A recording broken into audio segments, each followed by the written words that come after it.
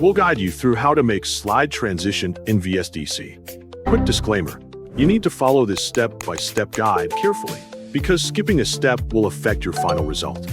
If this guide helpful, don't forget to like and subscribe. First, double-click the application to open it, and wait for the main interface to load completely. Once the editor launches, select the Import Content option to start a new project. Browse your files and choose the 2 videos you want to use. Then click the Open button to import it.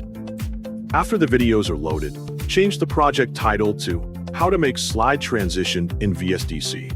Once the title has been updated, click the Finish button to enter the main editing workspace. Next, move the second video to a different layer on the timeline.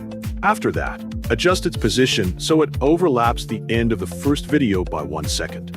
Once the videos are arranged correctly, double-click the first video to enter its editing mode. Go to the Video Effects menu located in the upper left corner of the interface. From the available options, select Transitions and then choose the Push effect. Leave the default settings unchanged and click the OK button to apply the effect. Next, go to the right side of the screen and set the transition duration to 1 second. After adjusting the duration, place the transition at the end of the first video. Scroll down through the available settings and change the type option to slide. Leave the mode option set to right to left. Then enable the directly option to control the movement direction of the transition. Continue by changing the transition level's value to 100:0. After that, set the gradient length value to 0%.